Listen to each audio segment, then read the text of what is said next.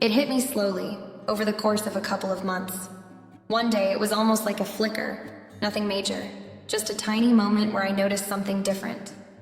Marcus had always been the quiet kid, always hanging around the house but never really drawing attention to himself. He was the neighbor's son, and he'd lived down the street for as long as I could remember. His mom and dad were always busy with work, so he'd often pop by after school or on weekends to borrow tools or help with odd jobs. I never thought much of it, to be honest. He was just a kid. Well, a young guy, really. But then, this summer, something changed. I'd noticed how he'd started working out more. It wasn't like before when he'd just play ball with his friends or jog down the block. Now, I'd see him lifting weights in his backyard, his body beginning to transform into something that looked a whole lot more like a man than the lanky boy I'd known. At first, I thought it was just a phase, but one day while I was sitting on the porch with a glass of iced tea, I caught sight of him as he came out to work out, his shirt off, sweat dripping down his back. I didn't mean to stare, but I couldn't help it. I noticed how his shoulders had widened, how the muscles in his arms seemed to grow with each movement. I'd seen him before, sure, but never like this. The way his chest moved, the way his abs flexed as he lifted those weights. It was enough to make me pause. And when I realized I was staring, I quickly looked away, my heart pounding in my chest. I tried to shake it off. It's just muscle, I told myself. It's just the physical changes of growing up. But over the next few weeks, I couldn't stop noticing him, how he carried himself, how his confidence seemed to pour out of him with every step. There was a shift in the way he held himself now. He wasn't just a kid anymore, he was a man. His voice had deepened, his posture was stronger, more commanding. Even his eyes, those dark brown eyes, seemed different now, almost like they were asking for something, looking right at me, pulling me in. I tried not to let it bother me. I told myself that it was natural for someone his age to go through these changes. He'd always been polite, a little shy even, but now he spoke to me with a kind of easy confidence that I wasn't used to. When he smiled, I felt it all the way down to my bones, and there was no denying that I felt a strange pull. I tried to ignore it, tried to convince myself it was just the heat, or maybe it was the fact that my husband, Sam, had been working longer hours lately, and I hadn't had much of a chance to talk to anyone but the dog and the flowers. But it wasn't just that. There was something else, something in the air, something in the way I caught myself glancing at him when I thought he wouldn't notice. I tried to pass it off as nothing. He was just a kid after all, my husband's friend's son. There was no way I was attracted to him. But the more I tried to tell myself that, the more I couldn't help but wonder why every time Marcus came around, my pulse would quicken. Why every time our eyes met, a small, almost unspoken connection would pass between us. I started to pay attention to the little things, the way his scent lingered in the air when he passed by, the way his laugh made something inside of me shift, like a butterfly taking flight. I didn't want to acknowledge it, didn't want to admit to myself what was happening, but with every passing day, Marcus seemed to grow more and more like the man I was starting to see in him. And that thought, it gnawed at me, twisted inside of me like a secret I couldn't let go of. It was one of those hot, muggy afternoons in late July, when the sun felt like it was just a little too much to bear. I was in the garden, as usual, trying to keep the roses alive and the weeds at bay. The heat was making me sweat, and I was getting frustrated with the mess I'd made of the flower beds. I was squatting down, tugging at a particularly stubborn weed, when I heard a voice from behind me. "Need some help, Mrs. Turner?" It was Marcus, his deep voice cutting through the air like a cool breeze. I turned around quickly, wiping my forehead with the back of my hand. There he stood, a little more grown up than I remembered. His skin glistened under the sun, his muscles defined beneath the plain t-shirt he was wearing. He wasn't just the boy I'd known for years. He was something else now, something different. "No, I'm fine, Marcus. Just getting some exercise," I said with a weak laugh, trying to sound nonchalant. He grinned at me, his eyes twinkling with that charm he'd always had, but now it was sharper, more knowing. "Well, if you need anything, just let me know." I nodded, but just as I started to turn back to my flowers, I lost my balance. My foot slipped on the muddy patch of grass I'd been standing on, and before I knew it, I was tumbling forward, my body crashing into a nearby garden bench. Oof! I gasped, hitting the ground with an awkward thud. Marcus immediately rushed over to me, his hands outstretched. "Are you okay?" His voice was filled with concern, but there was also a hint of laughter in it, probably because of how clumsy I'd looked. I felt a flush creeping up my neck. "I'm fine, just a little off balance today, I guess." I tried to push myself up, but my hands slipped on the wet grass and I stumbled again. That's when it happened. As I leaned forward to steady myself, my blouse, which had already been sticking to my skin from the sweat, became even more clingy. The sudden movement caused it to tighten around my chest and stomach. I could feel the fabric pulling in places it wasn't supposed to, and I quickly stood up trying to adjust it. But Marcus, being so close, had caught the full view. I saw his eyes dart away quickly, but not before I noticed the way his gaze lingered, just for a split second on me. His cheeks flushed and he mumbled something under his breath. I didn't mean to." He cleared his throat and quickly turned around, almost as if he were embarrassed by what had just happened. "Sorry, I didn't mean to." No, it's okay," I said quickly, my voice sounding a little too high-pitched, even to my own ears. I wasn't sure what I was trying to do, comfort him or myself. He took a step back, but not far enough to escape my notice. There was an awkward silence between us, heavy with unspoken words. I tried to laugh it off, but it came out strained. "You sure you're okay?" Marcus asked again, this time sounding a little more tentative. "Yeah, I'm fine. Just a little embarrassed is all." I forced a smile, but it felt weak. He nodded, his eyes avoiding mine now, as though the encounter had shifted something. "Well, I should probably get back to my place, but if you need anything, just call me." With that, he turned and walked away, leaving me standing there, still holding onto the bench for support. I could feel my pulse racing, and I couldn't shake the image of his face. The way his eyes had briefly lingered on me, as though he hadn't been able to look away.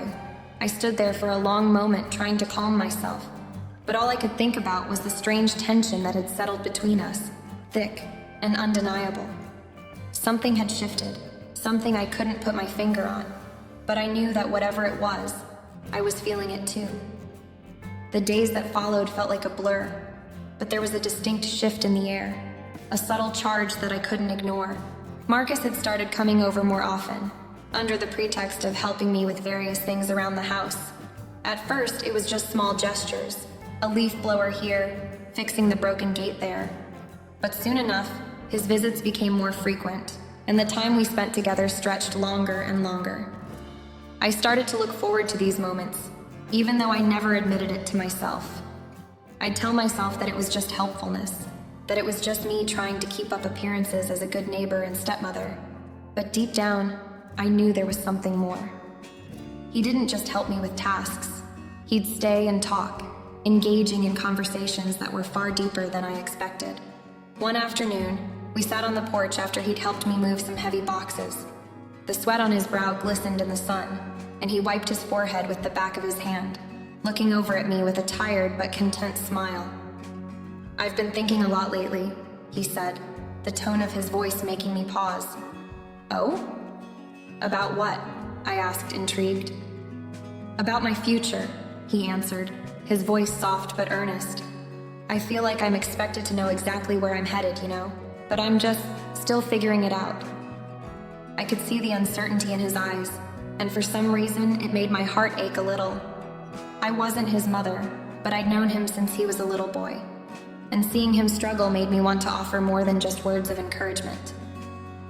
I wanted to tell him that it was okay to not have it all figured out, that his future didn't have to be so rigid. "Well, you don't have to have it all mapped out right away," I said gently. "You've got time. It's okay to just take it one step at a time." He nodded, his lips curving into a small smile. "Yeah, I guess you're right. I've always admired how you just go for things. You know exactly what you want." I couldn't help but chuckle at that. "I'm not sure I'd go that far. I just do what I have to do." But it wasn't just the words we shared that began to bind us. There was something in the way he looked at me now, something more than admiration or respect. It was the way his gaze lingered just a little longer, how his touches, when they did come, seemed to have a certain weight to them. When he handed me a drink, his fingers brushed against mine just a second too long. When he leaned in to hand me something, his face was always a little too close to mine. At first, I tried to write it off as nothing, just friendly gestures, nothing more. But the more I allowed myself to notice, the more I realized there was a growing attraction between us, undeniable and quiet, like a current beneath the surface. One evening, I found myself sitting on the couch in the living room, watching TV, when Marcus walked in. I hadn't expected him to be there, but he had come to pick up something he'd left behind earlier. As he passed by me to grab his things, I felt his breath on the back of my neck, warm, steady, and I couldn't help but shiver, even though the house was perfectly warm. He caught the small movement and paused, his gaze locking with mine for a split second. I quickly looked away, pretending like nothing had happened. But I could feel the shift in the room. There was an electricity now, a palpable tension that seemed to settle between us. It wasn't just the shared glances or lingering touches anymore. It was something more, something I couldn't name. "I'll let you get back to it," Marcus said, his voice quieter than usual as he grabbed his jacket. "Thanks," I managed to say, my voice unsteady. As he left, I sat there for a long while, trying to steady my racing heart. My mind kept returning to the way his eyes had met mine, the way his presence had filled the room in a way I wasn't used to. I was only just beginning to admit to myself what was happening between us, but there was no denying it now. The attraction between Marcus and me was growing stronger every day, and I didn't know how much longer I could keep pretending it was just a harmless friendship. The night of the neighborhood barbecue was warm, the kind of evening where the air felt thick with anticipation, and everyone seemed to be enjoying the slow descent into dusk. Laughter echoed across the yard as neighbors gathered around the grill, chatting and sharing drinks. But I couldn't shake the feeling that something was about to shift. I had spent the evening mostly talking to friends, trying to ignore the way Marcus had been glancing my way more often than usual. At one point, I caught his eyes from across the yard, and for a moment, time seemed to slow. He was standing by the drinks table, his dark skin glowing under the string lights, a soft smile playing on his lips as he looked at me. My heart skipped a beat, and I quickly turned away, pretending I hadn't noticed. But when the party started winding down and people began to head home, I found myself standing alone in the front yard, the air cooling as the last remnants of sunlight disappeared. I wasn't sure where Marcus had gone, but as I walked toward the house, I saw him standing by the porch, waiting, leaning casually against the railing. His posture was relaxed, but there was an intensity in his gaze that I couldn't ignore. "Hey," I said, feigning nonchalance as I approached him. "Hey," he replied, his voice low, a little quieter than usual. "You looked beautiful tonight." I froze. The words hung in the air, and for a second, I didn't know how to respond. The compliment felt heavier than it should have, more intimate. I tried to laugh it off. "Thanks, Marcus. You look good too," I said, unsure of what else to add. He stepped closer, and my pulse quickened. The cool night air seemed to disappear as he stood in front of me, a few inches away. His breath was soft, but his presence felt overwhelming, and the weight of his gaze made my skin tingle. "I've wanted to tell you something," he said, his voice barely above a whisper. I didn't know how to say it, but I've had feelings for you for a while now. I know it's complicated, but I can't stop thinking about you. I felt a wave of shock wash over me, but there was also something else. Something unexpected. Something I hadn't anticipated. Desire? Longing? It was hard to separate the emotions that collided inside me. I opened my mouth to speak, but nothing came out at first. The confession hung in the air between us, like a fragile thread that I could either cut or let unravel. Marcus shifted nervously, his eyes flicking down, then back to mine. "I know you probably don't feel the same way, and I shouldn't have said anything, but I couldn't keep it inside anymore." The tension in the air thickened, and I could feel the unspoken words between us. The pull, the gravity of what he was confessing. I had to steady myself, take a breath, and find the words to respond, even though my heart was racing. "Marcus, I don't know what to say," I said, my voice trembling despite my best effort to remain calm. "This is unexpected. You're not a little boy anymore, I know that. But I'm not sure this is something we should explore either. His face softened, but I could see the disappointment in his eyes. I understand. I just couldn't keep pretending like it wasn't there. I don't want to make things awkward. I just needed to tell you how I feel. I stood there, unable to fully process everything he just said. There was a part of me that felt relief, but there was also something else. A part of me that wasn't so sure I wanted to push him away entirely. I had to remind myself of all the reasons this was a bad idea. But even as I told myself that, a small voice inside urged me to question why I felt such a strong connection to him in the first place. I think you should go inside, I finally said, my voice a little firmer now. It's getting late. He nodded, not pushing further, but his eyes never left mine. There was something raw in the way he looked at me, something that made it impossible to ignore what was brewing between us. As Marcus walked away toward the house, I stood on the porch for a long time, the cool air settling around me. His confession echoed in my mind, and I couldn't help but wonder, was I pushing him away because it was the right thing to do, or was I afraid of what might happen if I didn't? It was one of those scorching afternoons in late summer, when the heat clung to everything, making the air feel thick and oppressive.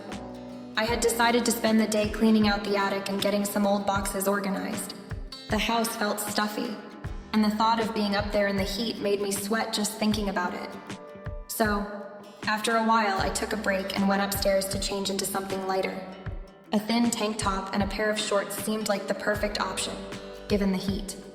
The windows in my bedroom were wide open, allowing the breeze to flow through, but also making me completely unaware of the fact that someone could be outside. I wasn't worried about anyone being around. After all, Marcus was supposed to be helping his dad with the lawnmower, and Luke had gone to the store.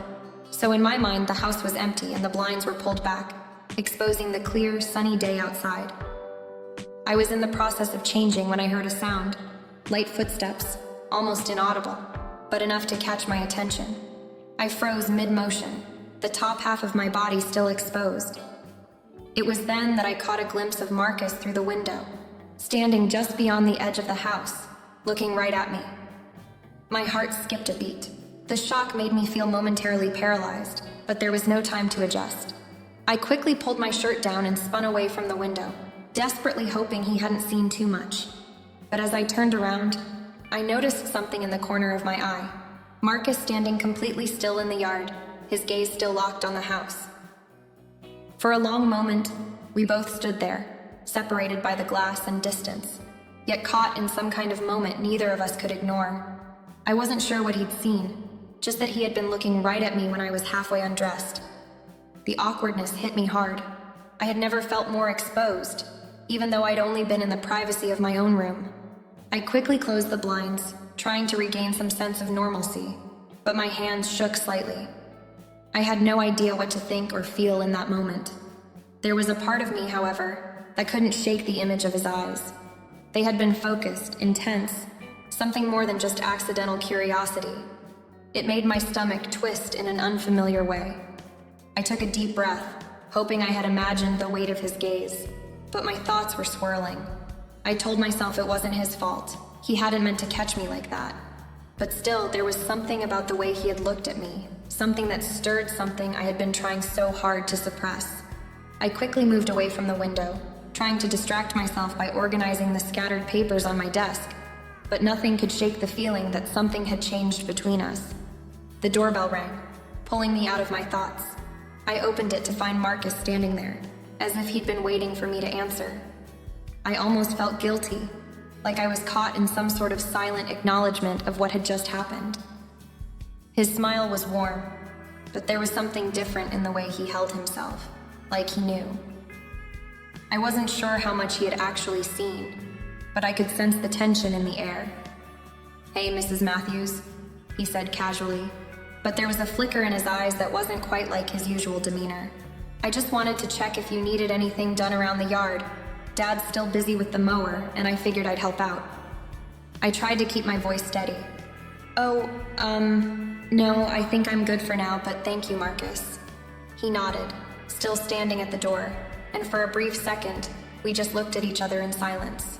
I didn't know if he wanted to say something more, or if we were both just silently acknowledging what had happened without actually saying it aloud. "All right. Well, let me know if you need anything later," he said before walking away. I closed the door behind him, leaning against it for a moment, trying to regain my composure. The moment had been brief, yet the weight of it lingered, hanging over me like an invisible thread that I couldn't pull away from. It was as though the unspoken had been spoken between us in that silent exchange, and there was no going back from it. I couldn't help but wonder if Marcus was still thinking about what had just happened, if he had seen too much or if his mind had wandered to places it shouldn't. Either way, I knew something had shifted in that brief encounter, and I couldn't ignore it. The weeks following the accidental exposure were a mix of tension and anticipation. It felt like everything had changed between Marcus and me, even though we hadn't spoken about what had happened. Every time I saw him, there was this silent electricity between us, hanging in the air, unspoken but undeniably present. The subtle glances, the occasional brushes of our hands when he handed me something, everything felt charged, like we were both aware of a line we shouldn't cross, but neither of us was willing to pull back completely. One afternoon, the weather had turned, and the sky grew heavy with dark clouds. It was one of those sudden summer storms that caught everyone by surprise, and before I knew it, the rain was coming down in sheets.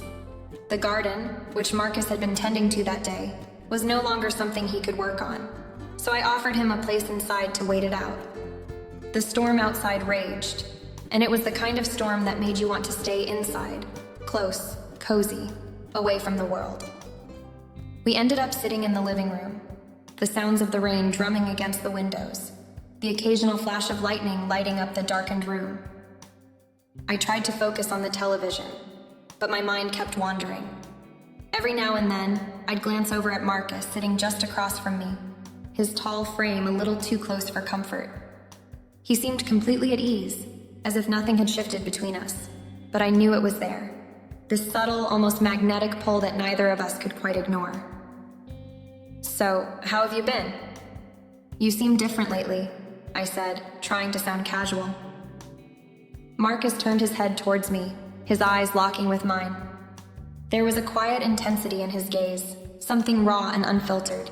It made my heart beat faster, and I had to look away quickly, afraid my face might betray the thoughts I was desperately trying to keep buried.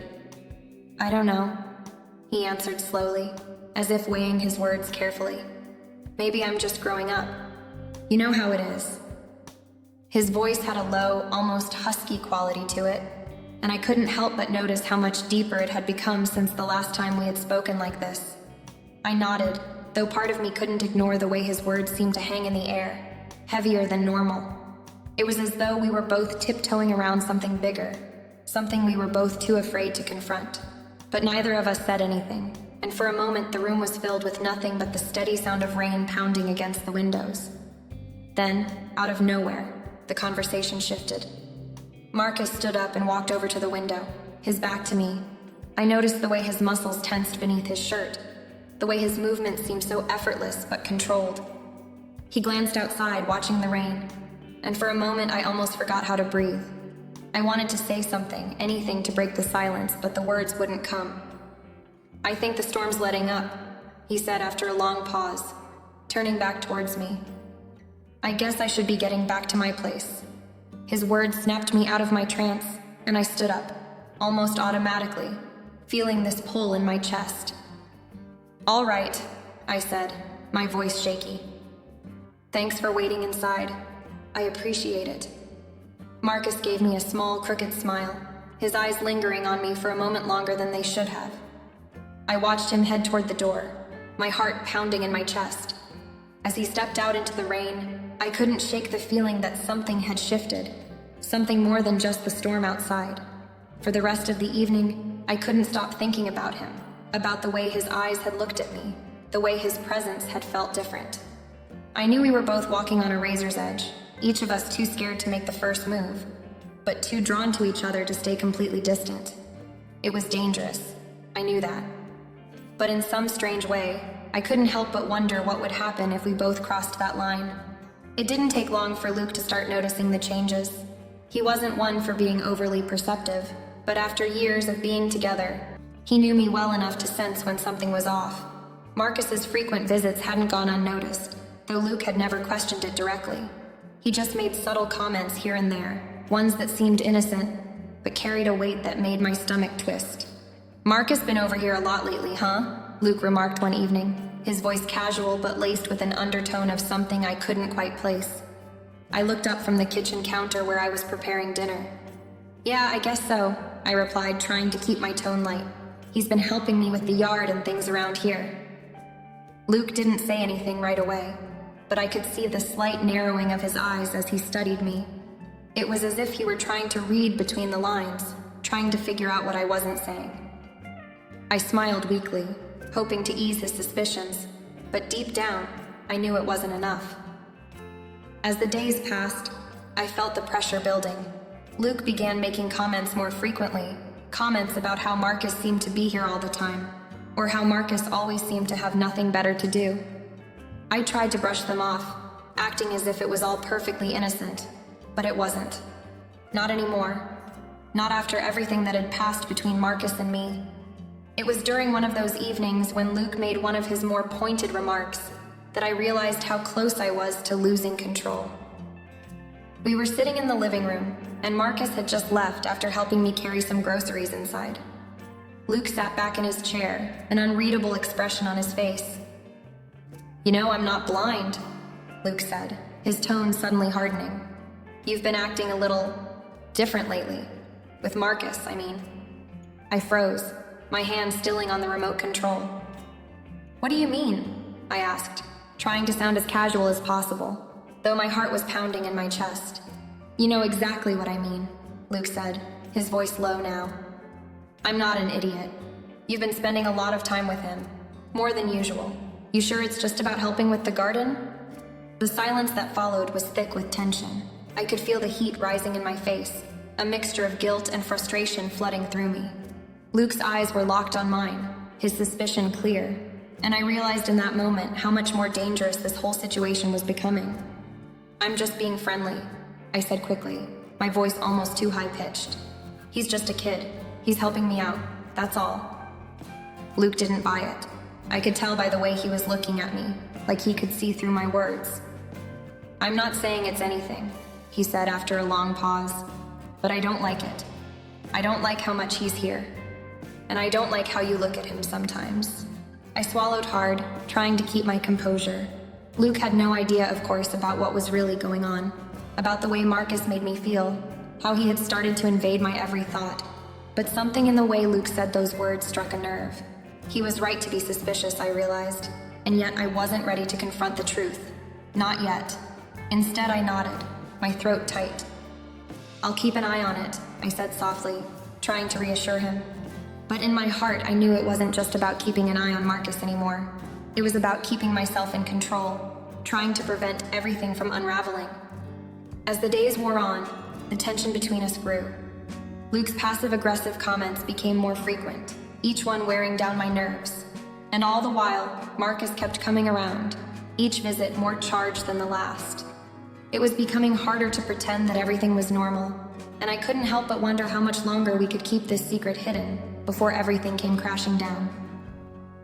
The rain came down in sheets that night, tapping loudly against the windows as I sat curled up on the couch, a blanket wrapped tightly around me. It had been a long day, full of tension and unspoken words, and I found myself grateful for the silence. Luke had retreated to the study after dinner, likely working late again, leaving me with my thoughts, but my mind kept circling back to Marcus, to the way he looked at me, the way his presence seemed to fill every empty space in the house.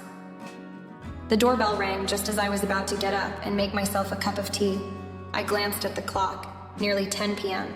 Who could it be at this hour? I opened the door, startled to see Marcus standing there, drenched from the rain, his clothes clinging to his muscular frame. His usual confident smile was replaced by something else, something softer, more vulnerable. His eyes were wide, almost pleading. He looked like he had been waiting for the right moment, but tonight, there was no more waiting. "Emma," he said, his voice low and rough, "I need to talk to you." I stepped back, confused and a little uneasy. "Marcus, what's going on? You're soaked." He shook his head, stepping past me into the hallway before I could protest. "I couldn't stop thinking about you," he said, the words tumbling out in a rush. "I've tried, but I can't. I can't stop thinking about how I feel when I'm with you, how I've felt for a long time." My heart skipped a beat, and I felt the air around us thicken. "What are you talking about?" I whispered, my throat suddenly dry. His eyes locked onto mine, intense and searching. "I don't care anymore, Emma. I don't care about the consequences, about what people will think. I can't keep pretending like nothing's going on between us. I can't ignore how I feel."